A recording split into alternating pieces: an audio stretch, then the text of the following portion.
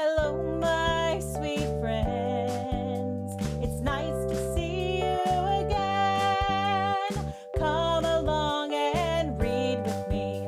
It's my favorite place to be when Raggedy Auntie reads.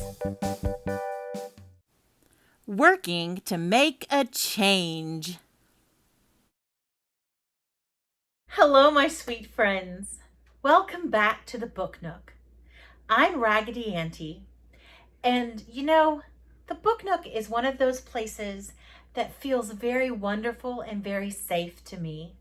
It doesn't change that often. Now, you may have noticed I've got some new books that one of my friends gave me. But the best thing about the Book Nook is it's someplace that's safe for me to go. Right now, there's some scary stuff happening out in the world, isn't there? Tell me about one of those things. Yeah, there's a lot going on. There's diseases and there's people being treated unfairly, and that's what we're going to talk about today. We're going to talk about standing up and doing what's right. Sometimes it's about compromising with our friend so that we can both get along and do our jobs easier. Sometimes it's about using our voices to help other people. And sometimes it's about realizing that we're not any better than anybody else. We're all pretty equal. We may look differently, we may speak differently, but we're all equal and we all deserve the best of everything. I hope that you enjoy this story time. Thank you to Auntie Potato for helping me out with this introduction.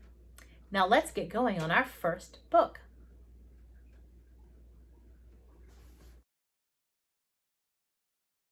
Let's read.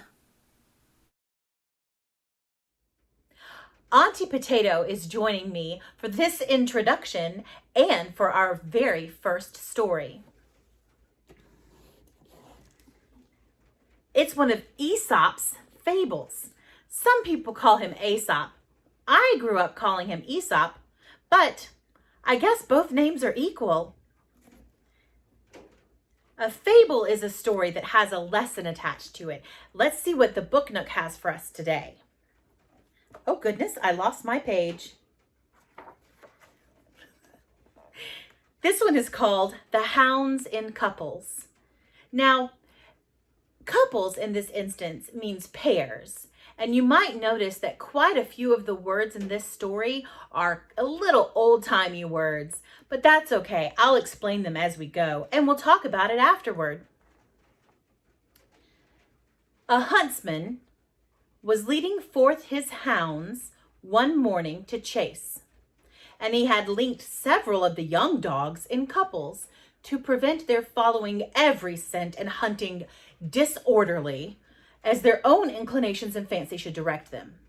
So what he did was he paired all of the dogs up so that they wouldn't go astray. They wouldn't wander around the forest. Their job is to be hunting. Have you ever needed a buddy in line so you didn't wander off? I know I have. That's why they were all linked together. And he used chains to link them together, kind of like a leash. Among others, it was the fate of Jowler and Vixen to be thus yoked together, to be attached to each other. Jowler and Vixen were both young and inexperienced, but had for some time been constant companions and seemed to have entertained a great fondness for each other. They used to be perpetually playing together. That means they played together all the time. Perpetual means all the time. And in any quarrel that happened, always took one another's part. It might have been expected, therefore, that it would not be disagreeable to them to still be more closely united. They should probably like being connected together all the time. However, it proved otherwise. They had not been long joined together before both parties began to express uneasiness at their present situation. Oh, different inclinations and opposite wills began to discover and to exert themselves. If one chose to go this way, the other was eager to take the contrary. If one was pressing forward, the other was sure to lag behind. Vixen pulled back Jowler, and Jowler dragged along Vixen. Jowler growled at Vixen, and Vixen snapped at Jowler, till at last it came to a downright quarrel between them. And Jowler treated Vixen in a very rough and ungenerous manner, without any regard to the inferiority of her strength. Sounds like Jowler was acting a little mean, but sounds like Vixen was too. As they were thus continuously vexing and tormenting one another, an old hound, who had observed all that had passed, came up to them and thus scolded them. "What a couple of silly puppies you are, to be perpetually," there's perpetually again, "worrying yourselves at this rate. What hinders your going on peaceably and quietly together? Huh! Can't you compromise the matter between you by each consulting the other's inclination a little? Can't you get along by knowing what the other person might want to do? Can you talk to each other?" That's what he's saying. "At least try to make a virtue of necessity and submit to what you cannot remedy. You can't get rid of that leash, but you may make it fit easy upon you. I'm an old dog. Let my age and experience instruct you. When I was in the same circumstances with you, I found that thwarting my companion was only tormenting myself." That means that he found when he was leashed together, when he was a young pup, that thwarting or trying to go against the person that he was attached to, it just made himself more miserable. "My yoke fellow, my buddy, happily came into the same way of thinking. We endeavored to join in the same pursuits and to follow one another's inclinations. And so we jogged on together, not only with ease and quiet, but with comfort and pleasure. We found, by experience, that mutual compliance not only compensates for liberty, but is even attended with a satisfaction and delight beyond what liberty itself can give." So basically, he told them that if they get along together, even though they have to be attached to each other, they have to stay in line together, they have to have a buddy. That if they work together and listen to each other, that even though they have to obey the rules, they'll still be comfortable and they might have fun. So what Aesop tells us is the moral of this story, which is the lesson that this story can teach. Actually, think about it for a little bit.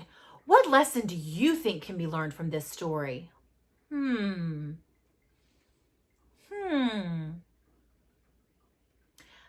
I hope you've got your idea, because I'm going to tell you what Aesop said. Mutual compliances, compromises, or getting along are necessary to matrimonial happiness. So in this case, matrimonial, which usually means getting married, this one just means the being attached to each other and working together. I think compromises are important.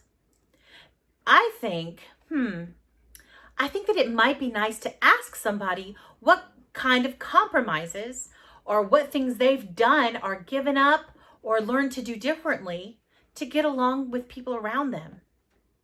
You should go ask somebody what kind of compromises they've made and see what they say. And remember that any partnership does better with a little bit of compromise.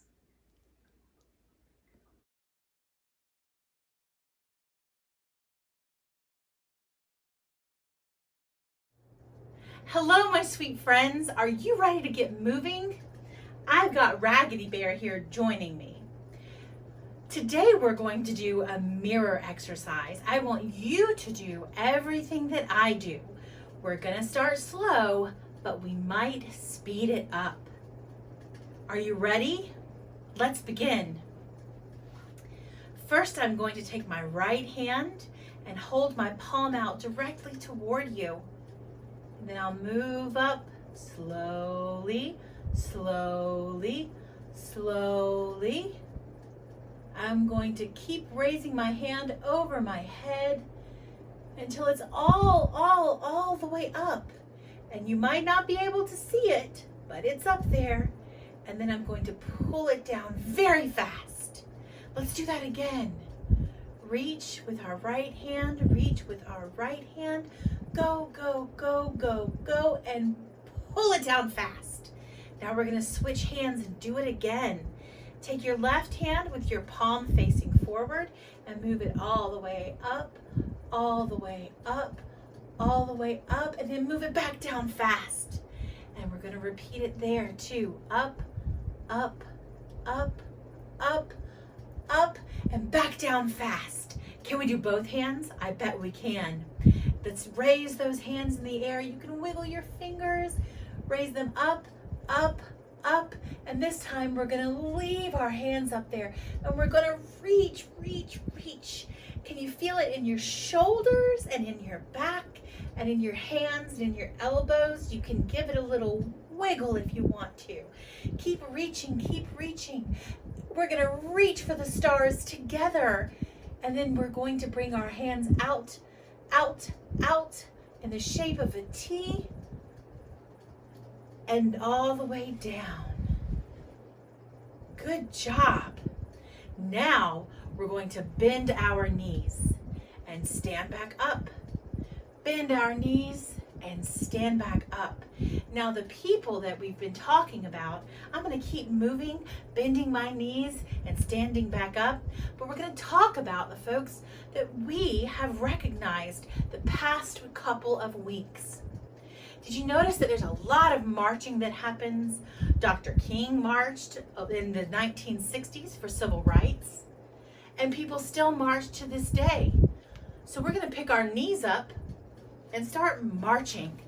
March, march, march. And we're going to hold our hands in the air and march, march, march. And we're going to bring our hands down and march, march, march. March, march, march. There's some people that marched in the 1960s and they're still marching today. Now you can swing your arms by your sides and we're going to march, march, march. Now you know in our first story, those dogs were connected together. What were their names? Jowler and Vixen. They were connected together with a chain on their leashes because they needed to learn to work together. And that's what we learn when we march. We march, march, march. Some people march in the army and they have to work together to protect each other and to protect our country. Some people march in the streets. Some people just like to march. We're gonna march slow now. Pick up your right leg, put it down. Now pick up your left leg and put it down. How slow can we go? Good marching, guys. Good marching. Now we're going to march fast. Left, right, left, right. See how fast you can go. Good marching, good marching. Now we're going to stop. Reach our hands all the way up to the sky again. Give it a nice shake, shake, shake. Sometimes the work is fast, sometimes the work is slow, but I bet me and you and all of our friends can do work that reminds people that we love them and that we care about them and that we're all equal. Raggedy Bear remembers. Hi, Raggedy Bear. Let's get this light on and see what book you have in the desk today. Oh, it's Rudyard Kipling's collected works. I bet you want to reread The Sing-Song of Old Man Kangaroo. Hello, my sweet friends. Welcome back to the Book Nook. I'm your Raggedy Auntie, and today I have a very, very old story for you. It's almost 150 years old, I think. It was written by Rudyard Kipling, and it's in a very large book, and this is only one of the books. The other one is right behind me. You can see it right there. Right there. These books are a collection of all the stories that he wrote while he was traveling. So they were published in newspapers and magazines. And when he wrote these a very long time ago, there weren't pictures in newspapers and magazines as much as they are now. So we're going to use our imagination to imagine what's happening in the sing-song of Old Man Kangaroo.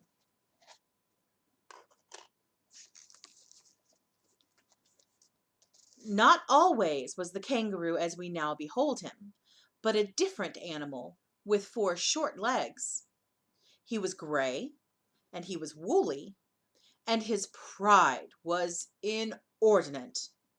He danced on an outcrop in the middle of Australia, and he went to the little god Ka. He went to Ka at 6 before breakfast, saying, "Make me different from all the other animals by 5 this afternoon." Up jumped Ka from his seat on the sand flat and shouted, "Go away!" He was gray, and he was woolly, and his pride was inordinate. He danced on a rock ledge in the middle of Australia, and he went to the middle god King. He went to King at 8 after breakfast, saying, "Make me different." He went to King at 8 after breakfast, saying, "Make me different from all the other animals. Make me also wonderfully popular by 5 this afternoon." Up jumped King from his burrow in the spine flex and shouted, "Go away!" He was gray, and he was woolly, and his pride was inordinate. He danced on a sandbank in the middle of Australia, and he went to the big god, Kong. He went to Kong at 10 before dinner time, saying, "Make me different from all other animals. Make me popular and wonderfully run after by 5 this afternoon." Up jumped Kong from his bath in the salt pan and shouted, "Yes, I will." Kong called Dingo, Yellow Dog Dingo, always hungry, dusty in the sunshine, and showed him Kangaroo. Kong said, "Dingo, wake up, Dingo. Do you see that gentleman out there on the asphalt? He wants to be popular and very truly run after. Dingo, make him so." Up jumped Dingo, Yellow Dog Dingo, and said, "What, that cat rabbit?" Off ran Dingo, Yellow Dog Dingo, always hungry. Off ran Dingo, Yellow Dog Dingo, always hungry, grinning like a coal scuttle, ran after Kangaroo. Off went the proud Kangaroo on his 4 legs like a bunny. This, oh beloved of mine, ends the first part of the tale. He ran through the desert. He ran through the mountains. He ran through the salt pans. He ran through the reed beds. He ran through the blue gums. He ran through the spine flex until his front legs ached. He had to. Still ran Dingo, Yellow Dog Dingo, always hungry, grinning like a rat trap, never getting nearer, never getting farther, ran after Kangaroo. He had to. Still ran Kangaroo, Old Man Kangaroo. He ran through the ti trees. He ran through the mulga. He ran through the long grass. He ran through the short grass. He ran through the tropics of Capricorn and Cancer. He ran till his hind legs ached. He had to. Still ran Dingo, Yellow Dog Dingo, hungrier and hungrier, grinning like a horse collar, never getting nearer, never getting farther, and they came to the Wollongong River. Now, there wasn't any bridge, and there wasn't any ferry boat. and Kangaroo didn't know how to get over. So he stood on his legs and he hopped. He had to. He hopped through the flinders, he hopped through the cinders, he hopped through the deserts in the middle of Australia. He hopped like a kangaroo. First he hopped 1 yard, then he hopped 3 yards. He hopped 5 yards, his legs growing stronger, his legs growing longer. He hadn't any time for rest or refreshment, and he wanted them very much. Still ran Dingo, Yellow Dog Dingo, very much bewildered, very much hungry, and wondering what in the world or out of it made Old Man Kangaroo hop. For he hopped like a cricket, like a pea in a saucepan, or a new rubber ball on a nursery floor. He had to. He tucked up his front legs, he hopped on his hind legs, he stuck out his tail for balance weight behind him, and he hopped through the Darling Downs. He had to. Still ran Dingo, Tired Dog Dingo, hungrier and hungrier, very much bewildered, and wondering when in the world or out of it would Old Man Kangaroo stop. Then came Kong from his bath in the salt pans and said, "It's 5 o'clock." Down sat Dingo, poor dog Dingo, always hungry, dusky in the sunshine, hung out his tongue and howled, "Oh!" Down sat Kangaroo, Old Man Kangaroo, stuck out his tail like a milking stool behind him and said, "Thank goodness that's finished." Then said Kong, who is always a gentleman, "Why aren't you grateful to Yellow Dog Dingo? Why don't you thank him for all he has done for you?" Then said Kangaroo, Tired Old Kangaroo, "He's chased me out of the homes of my childhood. He's chased me out of my regular meal times. He's altered my shape so I'll never get it back. And he's played old scratch with my legs." Then said Kong, "Perhaps I'm mistaken, but didn't you ask me to make you different from all other animals, as well as to make you very truly sought after? And now it's 5 o'clock." "Yes," said Kangaroo. "Wish that I hadn't. I thought you would do it by charms and incantations. But this is a practical joke." "Joke," said Kong from his bath in the blue gums. "Say that again, and I'll whistle up Dingo and run your hind legs off." "No," said the Kangaroo, "I must apologize. Legs are legs, and you needn't alter 'em so far as I'm concerned. I only mean to explain to your lordliness that I've had nothing to eat since morning, and I'm very empty indeed." "Yes," said Dingo, Yellow Dog Dingo, "I am just the same situation. I've made him different from all other animals, but what may I have for my tea?" Then said Kong from his bath in the salt pan, "Come and ask me about it tomorrow, 'cause I'm going to wash."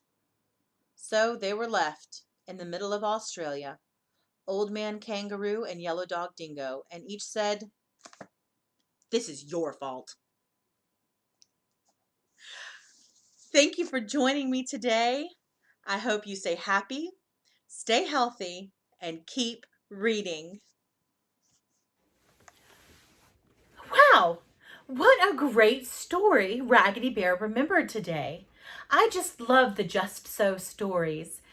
Most of those stories by Rudyard Kipling also have a lesson, like the fables from Aesop did. The lesson that I think that we have here, well, at least part of the lesson that we have here, is the lesson of not thinking that you're better than anybody. Kangaroo thought that he was so much more important than the rest of the animals, and he wanted all of the desert gods to treat him that way. But what happened? Yep, they told Dingo to go chase him, and Dingo chased him, and well, it was better for Kangaroo. Have you ever seen a kangaroo balance on his tail? He couldn't have done that without being taught a lesson. So sometimes lessons are good for us and they stick with us for a very long time, like it did for Old Man Kangaroo. Thank you to Auntie Pearl for not just reading that story to us, but joining us right now for that little lesson.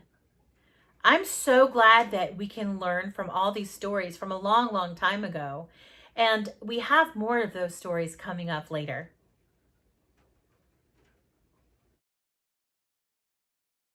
Time to sing. Hello, my sweet friends. It's time to sing. Today I have a very special song and very special lights for this song. Did you notice it's a little bit dark in the book nook?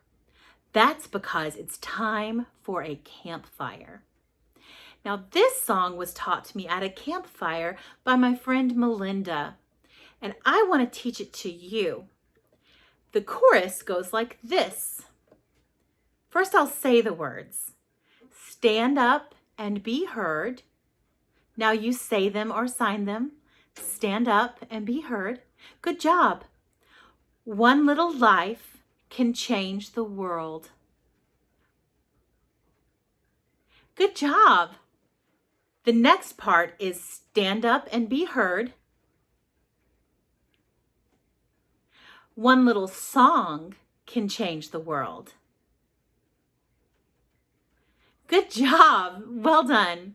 So the verses are a little bit long, but I expect you to sing with me and sign with me in the chorus. Are you ready? Let's go.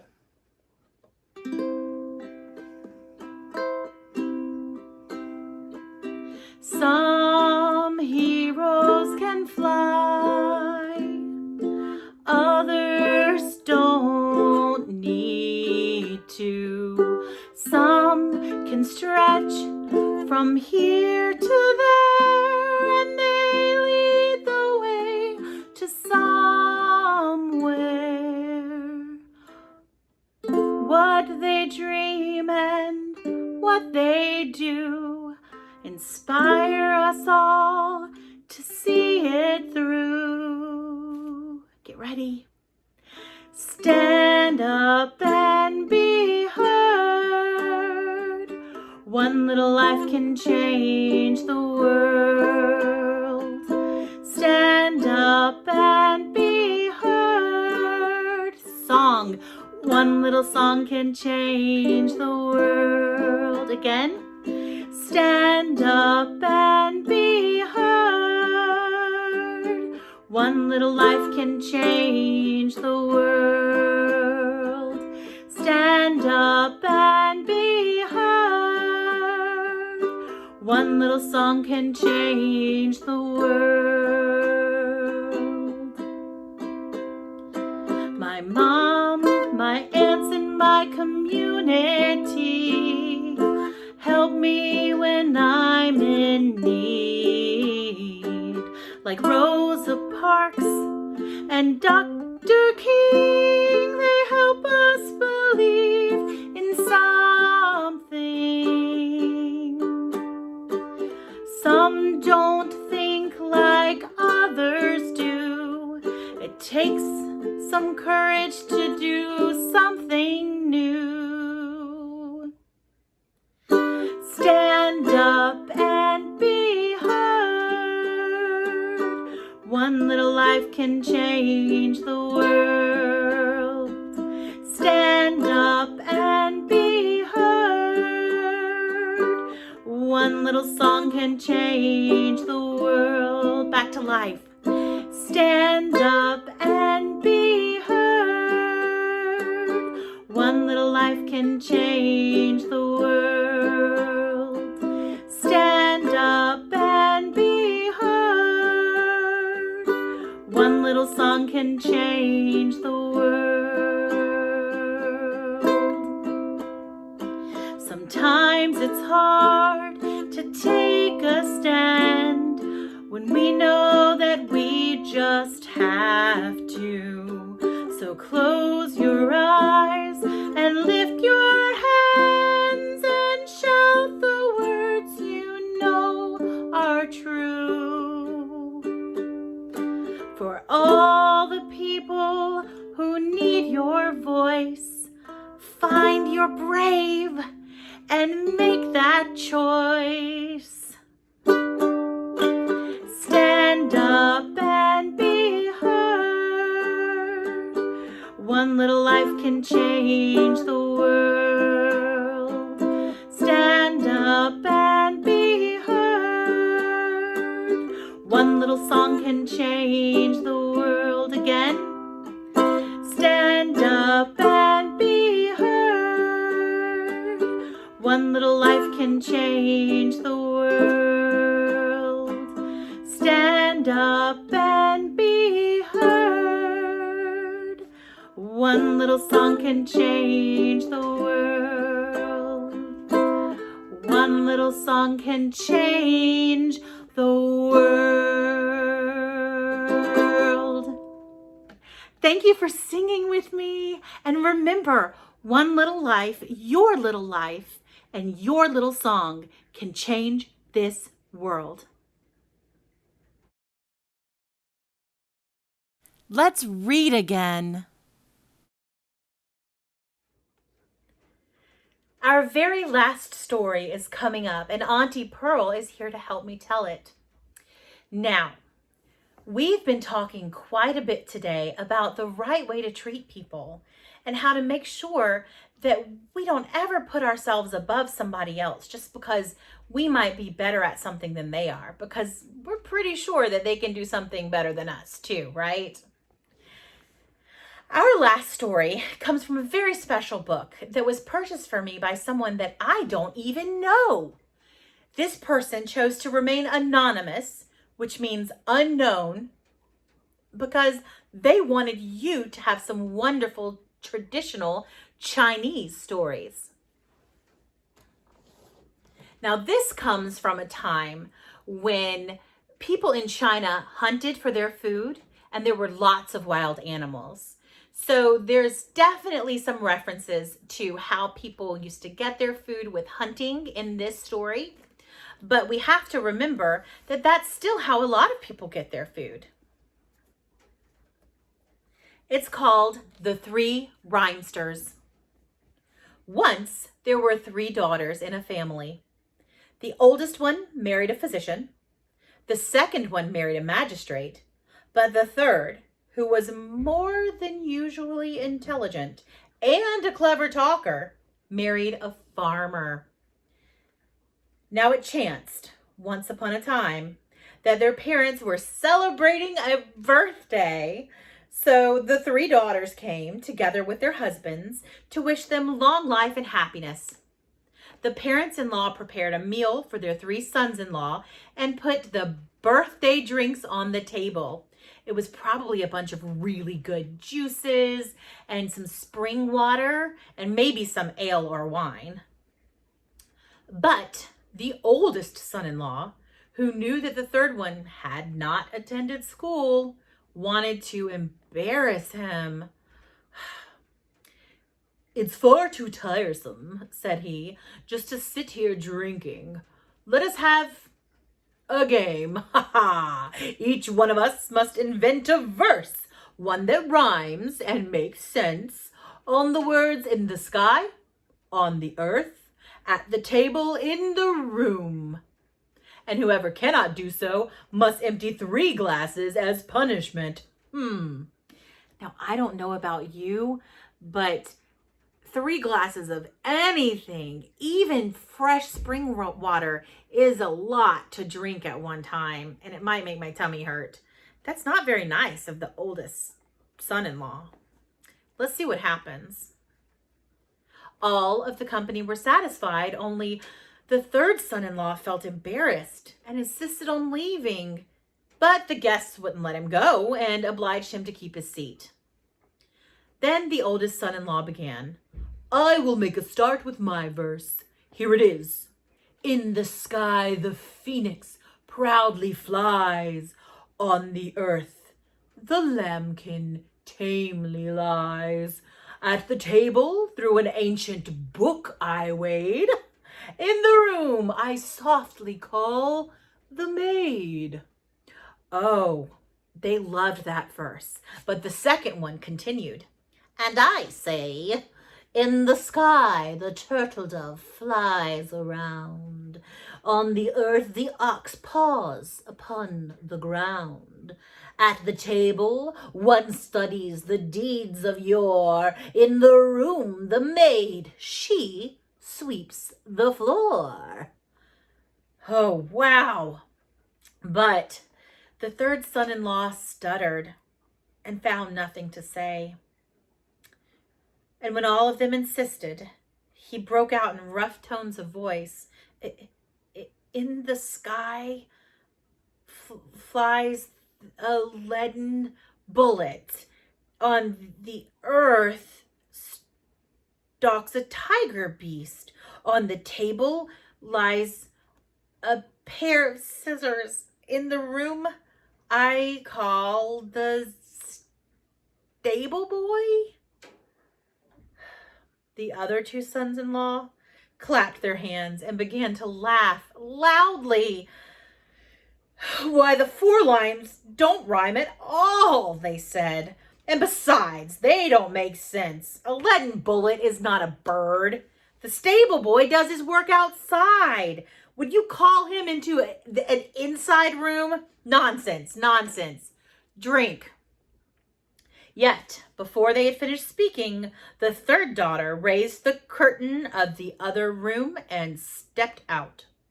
She was angry, yet she could not suppress a smile.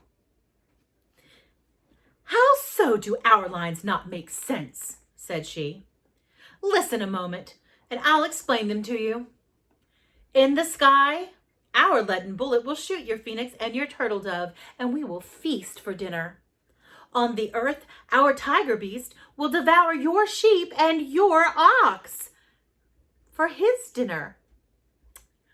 On the table, our pair of scissors will cut up all your old books. And finally, in the room, well, the stable boy can marry your maid, and they'll move far, far away, back to his family's house. Then the oldest son-in-law said, well scolded. Sister-in-law, you know how to talk. As punishment, we will empty our 3 glasses. The end. Now, I wonder if those other 2 sons-in-law learned their lesson about making fun of people.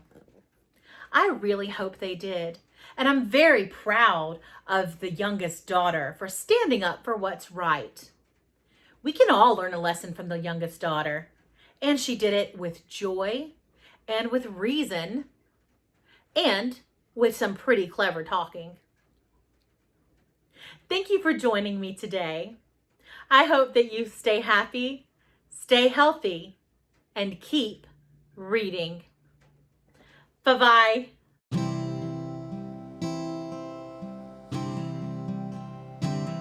Stay happy, stay healthy, keep reading. Stay happy, stay healthy, keep reading. Until the day comes we meet again. Stay happy, stay healthy, keep reading.